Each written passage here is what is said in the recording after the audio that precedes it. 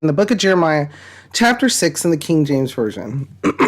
O ye children of Benjamin, gather yourselves to flee out of the midst of Jerusalem, and blow the trumpet in Tekoa, and set up a sign of fire in Beth Haccherem, for evil appeareth out of the north, and great destruction. I have likened the daughter of Zion to a comely and delicate woman. The shepherds with their flocks shall come unto her. They shall pitch their tents against her round about. They shall feed every one in his place. Prepare ye war against her. Arise, and let us go up at noon. Woe unto us! For the day goeth away, for the shadows of the evening are stretched out. Arise, and let us go by night, and let us destroy her palaces. For thus hath the Lord of hosts said, Hew ye down trees, and cast a mount against Jerusalem. This is the city to be visited. She is holy oppression in the midst of her, as a fountain casteth out her waters. So she casteth out her wickedness. Violence and spoil is heard in her. Before me continually is grief and wounds. Be thou instructed, O Jerusalem, lest my soul depart from thee, lest I make thee desolate, a land not inhabited. Thus saith the Lord of hosts, they shall thoroughly glean the remnant of Israel as a vine. Turn back thine hand as a grape gatherer into the baskets. To whom shall I speak, and give warning, that they may hear? Behold, their ear is uncircumcised, and they cannot hearken. Behold, the word of the Lord is unto them the word of the Lord is unto them a reproach. They have no delight in it. Therefore, I am full of the fury of the Lord. I am weary with holding in. I will pour it out upon the children abroad, and upon the assembly of young men together. For even the husband with the wife shall be taken, the aged with him that is full of days, and their houses shall be turned unto others, with their fields and wives together. For I will stretch out my hand upon the inhabitants of the land, saith the Lord. For from the least of them, even unto the greatest of them, every one is given to covetousness, and from the prophet even unto the priest, every one dealeth falsely. They have healed also the hurt of the daughter of my people slightly, saying, Peace, peace, when there is no peace. Were they ashamed when they had committed abomination? Nay, they were not at all ashamed, neither could they blush. Therefore they shall fall among them that fall. At the time that I visit them, they shall be cast down, saith the Lord. Thus saith the Lord, stand ye in the ways, and see, and ask for the old paths, where is the good way, and walk therein, and ye shall find rest for your souls. But they said, we will not walk therein. Also I set watchmen over you, saying, hearken to the sound of the trumpet. But they said, we will not hearken. Therefore hear ye nations, and know, O congregations, O congregation, what is among them? Hear, O earth, behold, I will bring evil upon this people, even the fruit of their thoughts, because they have not hearkened unto my word, nor to my law, but reject it. To what purpose cometh there to my incense from Sheba, and the sweet cane from a far country? Your burnt offerings are not acceptable, nor your sacrifices sweet unto me. Therefore thus saith the Lord, behold, I will lay stumbling blocks before this people, and the fathers and the sons together shall fall upon them. The neighbor and his friend shall perish. Thus saith the Lord, behold, a people cometh from the north country, and a great nation shall be raised from the sides of the earth. They shall lay hold on bow and spear.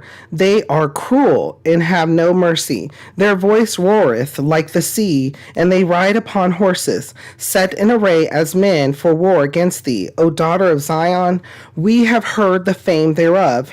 Our hands wax feeble. Anguish hath taken hold of us, and pain as of a woman in travail. Go not forth into the field, nor walk by the way, for the sword of the enemy and fear is on every side. O daughter of my people, gird thee with sackcloth, and wallow thyself in ashes. Make thee mourning as for an only son, most bitter lamentation, for the spoiler shall suddenly come upon us. I have set thee for a tower and a fortress among my people, that thou mayest know and try their way.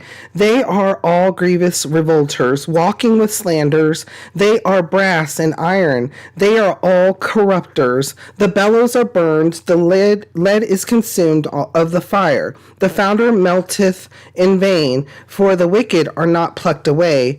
Reprobate, silver shall men call them, because the Lord hath rejected them. Okay, so there was a lot here. Sermon upon sermon, a whole bunch of points. Fair warning, this Bible study is probably going to go over today.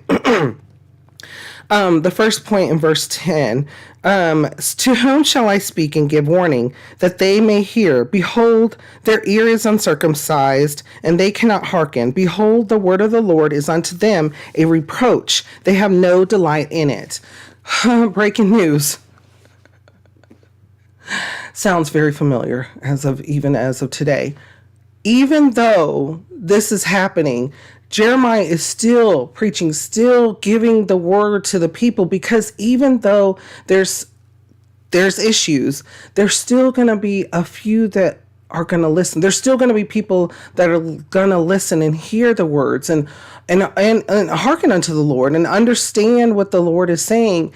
And even this, though, the whole time, here comes Jeremiah, and he's trying to tell the people, because these things are starting to happen more and more and more often to the people, to the point where they are now being attacked on every side. They are not under the blessing and guard and feeling that they are being protected. And that has to do with the reasons of they're worshiping other gods.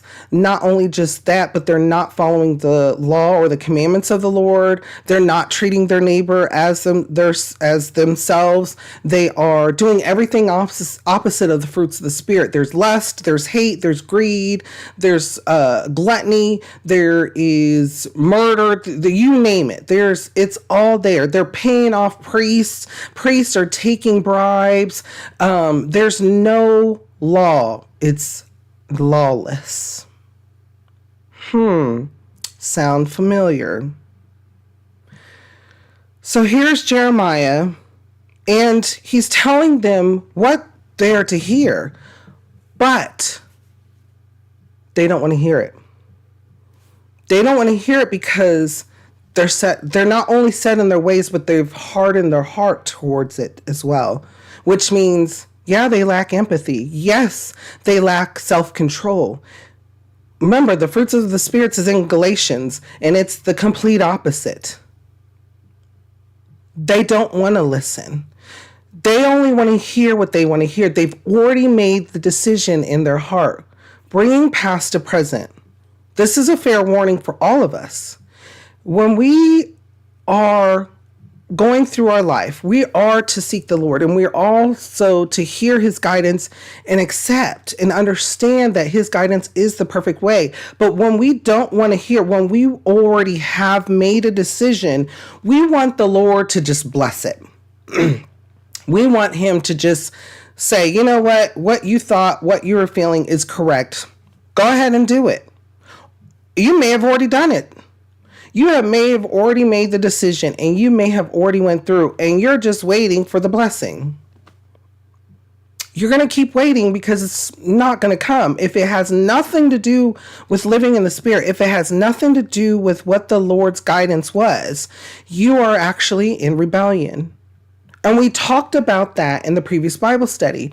And you may feel hardened of heart of it. You may feel like, well, why, this was the only way. This was the best way. But was it? They have no delight in it. You have no delight in the truth. You have no delight in the love.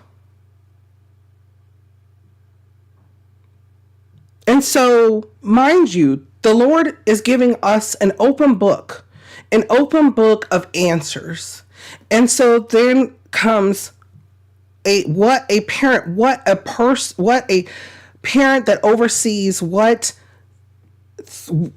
going on. Listen to verse 11. Therefore, I am full of the fury of the Lord. I am weary with upholding in. I will pour it out upon the children abroad and upon the assembly of young men together. For even the husband with the wife shall be taken, the age with him that is full of days. Because they're not relying on the Lord. So what is it? What is it going to take for people to understand that the Lord is good? Whenever you see the wickedness, whenever you see the evil, whenever you see that is not of the Lord. That is of the devil. The devil hates us. The devil hates mankind. Because not only were we made in the Lord's image, but we were redeemed as well. The devil was put in the everlasting, was made in the everlasting, in the eternal. He refused God. And then he wanted to set his throne above God. He thought he was God. There is nothing holy but God. And so the Lord provides us with the open book, a guidance to him, for him, and from him. Because he created us. And not only did he create us, but he loves us. He loves us and he wants the best for each and every one of us. So when we share that, when we live in the Spirit and we share that, you can start to see the hardening of the heart that people may have. However, it is of the Lord to create a new heart within each and every one of us. And that is what we can have faith and count on, is that, yes, even though it may seem that your ministry is not breaking through, you are fulfilling what the Lord has you set out to do. If you are not living in the Spirit, if you're refusing, you then are in rebellion, and yes, consequences can happen. So I urge you to humble yourself. I urge you to see that the Lord is all love and he wants the best for us, and that you may need to take a moment and say, you know what, even though I had already made a decision, and or I had already made an action, only you can see the error of my ways. Only you can determine and guide me correctly. He did it for multiple people in the Bible, including David. He can do it for us too. Before we go on, though, what kind of thoughts or feelings come to your mind when we read over this? How does it make you feel? What does it make you think?